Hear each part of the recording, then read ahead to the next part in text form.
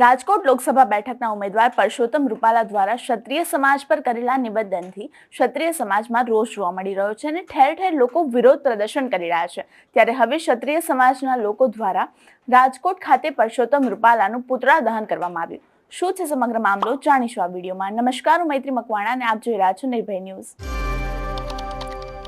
રાજકોટ લોકસભા બેઠકના ઉમેદવાર પરસોત્તમ રૂપાલાએ આપેલા નિવેદન બાદ ક્ષત્રિય સમાજમાં વિરોધ યથાવત જોવા મળી રહ્યો છે। ત્યારે હવે આ મામલો વધારે ગરમાયો છે, કારણ કે ક્ષત્રિય સમાજના આગેવાનો દ્વારા રાજકોટ ખાતે પરસોત્તમ રૂપાલાનું પુતળા દહન કરવામાં આવ્યું। ત્યારે હવે આ મામલે પોલીસે ક્ષત્રિય સમાજના આગેવાનોની અટકાયત કરી હતી।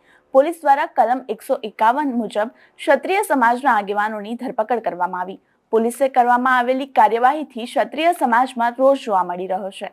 પોલીસ દ્વારા ક્ષત્રિય સમાજના આગેવાન મહેન્દ્રસિંહ પરમાર, નરેન્દ્રસિંહ જાડેજા અને નવલસિંહ જાડેજાની અટકાયત કરવામાં આવતા ક્ષત્રિય સમાજના આગેવાનો પોલીસ મથકે પહોંચ્યા, તેમજ પોલીસ દ્વારા કરવામાં આવેલી કામગીરીનો વિરોધ પણ કરવામાં આવ્યો।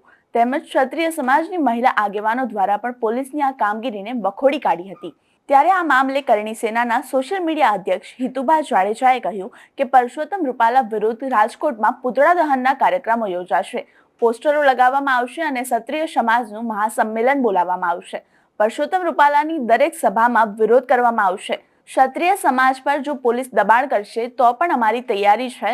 બીજી તરફ ક્ષત્રિય સમાજના લોકો દ્વારા પરસોત્તમ રૂપાલા સામે વિરોધ પ્રદર્શન થઈ રહ્યા છે, જે અંતર્ગત રોષે ભરાયેલા ક્ષત્રિય યુવાઓએ પરસોત્તમ રૂપાલાનું પુતળા દહન કર્યું હતું। આ મામલે કરણી સેનાના અધ્યક્ષ પદ્મિનીબા વાળાએ પણ કહ્યું કે ગોંડલમાં જે બેઠક મળી હતી તે રાજકીય લેવલે મળી હતી અને અમારું સ્ટેન્ડ એક જ રહેશે કે પરસોત્તમ રૂપાલાની ટિકિટ રદ કરવામાં આવે। અમારી આગામી સમયમાં ઉગ્ર આંદોલન કરીશું, કેમ કે અમે એવી આશા રાખતા હતા કે જયરાજભાઈ બેઠક કરે છે તો તેઓ ક્ષત્રિય સમાજના દીકરા છે, તે બેઠકમાં કંઈક ને કંઈક અમારી ફેવરમાં આવશે। અમારી એક જ માંગ છે કે ભાજપ દ્વારા ગમે તેમ કરીને પરસોત્તમ રૂપાલાની ટિકિટ પાછી ખેંચવામાં આવે। અમે ક્યાં એવું કહીએ છીએ કે ક્ષત્રિય સમાજને ટિકિટ આપો। ક્ષત્રિય સમાજની એક પણ માંગ પૂરી નથી કરી શકતા। પરસોત્તમ રૂપાલા દ્વારા ક્ષત્રિય સમાજ વિશે જે બફાટ કર્યો તે કેટલો યોગ્ય છે। અમે માફી દેવી જરૂરી છે, પરંતુ અમે માફી નહીં પણ સજા આપીશું અને સજા એ જ છે કે પરસોત્તમ રૂપાલાની ટિકિટ રદ કરવામાં આવે। અમારો રિપોર્ટ તમને કેવો લાગ્યો તે કોમેન્ટ બોક્સમાં ચોક્કસથી જણાવશો। લોકસભા ચૂંટણીને લગતા આવા જ ઇન્ફોર્મેટિવ વિડીયોઝ માટે આપ જોતા રહો નિર્ભય ન્યૂઝ। અમારી ચેનલ નિર્ભય ન્યૂઝને લાઇક, શેર અને સબસ્ક્રાઇબ કરવાનું ભૂલશો નહીં। આભાર।